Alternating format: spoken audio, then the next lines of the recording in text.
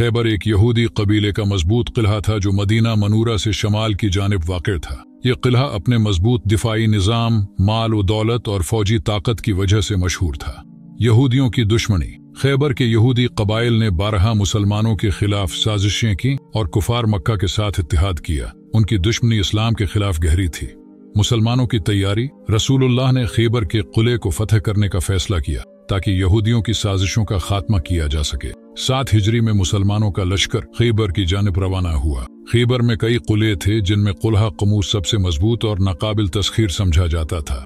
इस किले को फतह करना मुसलमानों के लिए बड़ा चैलेंज था। मुसलमानों ने खैबर के दीगर किलों पर हमले किए और कामयाबी हासिल की, लेकिन कुल्हा कमूस को फतह करना मुश्किल साबित हो रहा था। रसूलुल्लाह ने फरमाया, कुल में झंडा इस शख्स को दूंगा जो अल्लाह और उसके रसूल से मोहब्बत करता है और अल्लाह और उसका रसूल इससे मोहब्बत करते हैं। झंडा हजरत अली को देना। अगली सुबह रसूलुल्लाह ने हजरत अली को बुलाया और झंडा उनके सुपुर्द किया। हजरत अली की आंखों में तकलीफ थी, लेकिन नबी करीम ने उन पर अपना लुआब दहन लगाया जिससे वो शफायाब हो गए। हजरत अली झंडा लेकर किला कमूस की जानिब रवाना हुए। उनकी बहादुरी और जोश व खरूश देखकर मुसलमान पर जोश हो गए।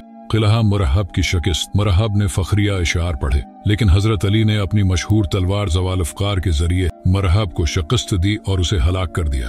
हजरत अली ने किला कमूस का भारी दरवाजा अपने हाथों से उखाड़ दिया। ये वाकया उनकी गैर मामूली ताकत का सबूत है। मुसलमान किले में दाखिल हो गए और खैबर फतह हो गया। यहूदियों ने शिकस्त तस्लीम कर ली और सुलह की दरख्वास्त की। खैबर की फतह के बाद मुसलमानों को माल गनीमत हासिल हुआ, जिसमें जमीनें, खजूर के बागात और दीगर अशिया शामिल थीं। यहूदियों ने सुलह के तहत अपनी जमीनों पर रहने की इजाजत मांगी और वादा किया कि वो मुसलमानों के लिए काम करेंगे और पैदावार का निस्फ हिस्सा देंगे। हजरत अली की शजाअत और अल्लाह पर भरोसे की वजह से ये वाकया तारीख में हमेशा के लिए अमर हो गया। खैबर की फतह के बाद मुसलमानों को बड़ी खुशी हुई। ये फतह इस्लामी रियासत के इस्तेहकाम का सबब बनी। खैबर की फतह ने यहूदियों की साजिशों का खात्मा किया और मुसलमानों की सियासी और माशी ताकत में इजाफा किया।